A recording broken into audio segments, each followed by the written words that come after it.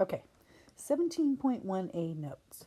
At this point, I can only upload 15-minute videos to YouTube, so we're going to keep this to 15 minutes. That probably means I got to split this into at least 2 parts, maybe 3 parts. We'll see. Hopefully, today's stuff, this SohCahToa stuff, is review from last year. Just a little review of it, and we'll extend it and do a little bit more with it, but not a lot of new stuff in Mod 17. Okay, so first of all, hypotenuse. I think we all should know how to identify the hypotenuse. The hypotenuse in this picture that I have here is the side from A to B. It is opposite from angle C. Angle C is my right angle. We usually label this hypotenuse with a lowercase c. Lowercase. Okay, lowercase c opposite to capital C, opposite to angle C. We label all of our parts that way. We label capital B angle, opposite from that, lowercase b side. Capital A angle, opposite from that, lowercase a side. And that's the way we're going to refer to these things throughout the Mod 17 assignments. If it's a right triangle, unless they tell you otherwise, we're assuming C is the hypotenuse, capital C is the right angle, A and B are the other 2 legs, capital A and B are the other 2 angles. So we got to talk about opposite. Opposite means it's not touching that vertex. So we have side AC is opposite to angle B. AC is also referred to as lowercase b, opposite from capital B. CB is the leg opposite to angle A, so we refer to it as angle A. Adjacent means touching. AC, side from A to C, is touching angle A. That is side B. C to B is adjacent leg to angle B, so we call this one the A. For these examples, we're going to use AC is 3, BC is 4, AB is 5, just because I think a lot of us know about 3, 4, 5 triangles. Okay, sine is our SOH. Sine is our opposite over hypotenuse. So the leg that's opposite from A would have to be lowercase a, and the hypotenuse would have to be the C. If we look at this with numbers, A over C, 4 over 5 in this picture. Let's go back and put those numbers on here. A to C is B, which is also my 3. B to C is A, it's also my 4. A to B is my hypotenuse, my C, and this is my 5.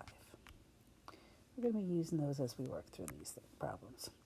Cosine is adjacent leg over hypotenuse. And I know my hypotenuse will always be the C, unless somebody tells me otherwise. And the adjacent to angle A would have to be something that touches angle A but is not a hypotenuse. The one that touches angle A but is not the hypotenuse is my B. B over C equals, in this case, the B was 3, and the C is still 5.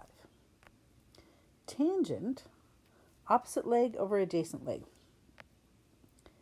The side that's opposite from A would always be lowercase a, even without looking at the picture. The side that's adjacent to A can't be C for hypotenuse, must be B. That's the one that touches angle A, but is not actually the hypotenuse. Okay, so A over B equals 4, I don't like that, equals 4 over 3. That's true for any ABC triangle as long as C is the right angle. If they want to find the angle that goes with these things, we're going to have to do things a little bit differently. The sine of the angle is 4/5. So the measure of angle A would be the inverse sine. We use this little -1 exponent to indicate inverse sine of the 4/5 from up there. You need to use a calculator. For most calculators, we do this by pushing the shift or the second and then our sine button. Watch your calculator. Is your calculator one of those where you need to put the number and then the sine button, or the sine button and then the number? Most of them do the sine button and then the number. We're going to round angles to the nearest tenth. In this case, 53.1. Don't forget the degrees. Okay. If I try and do that again with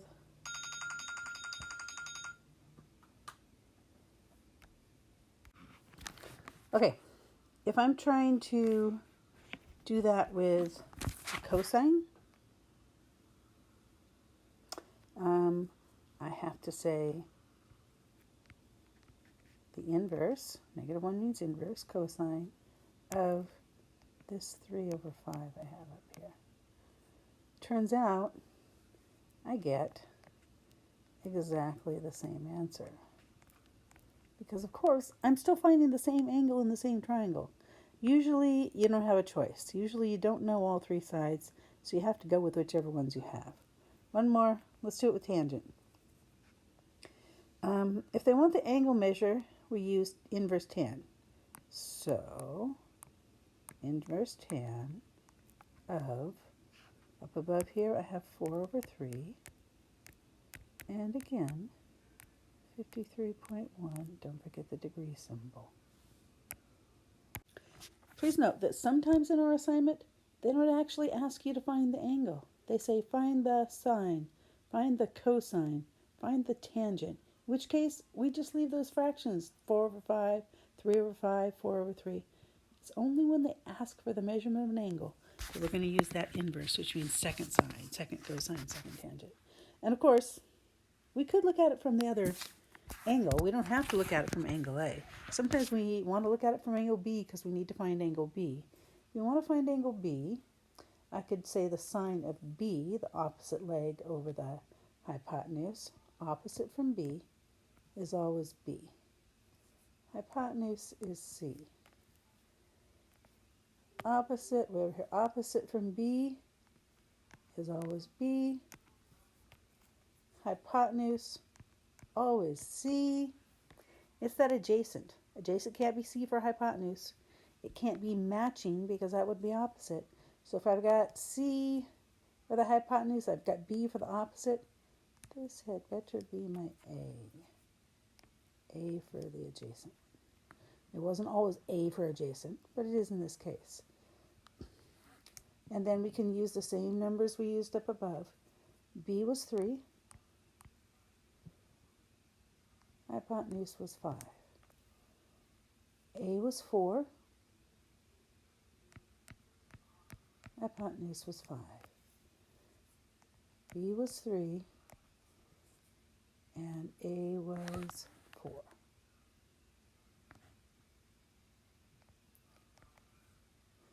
Notice that the tangent of A and the tangent of B are just reciprocals of each other. 4/3, 3/4.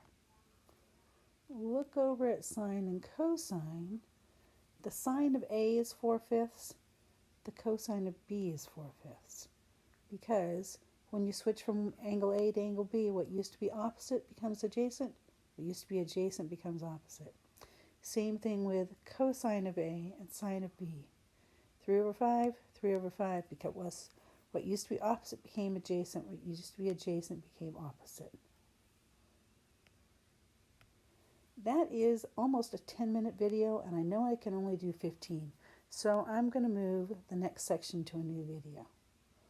Make sure you look for the next video.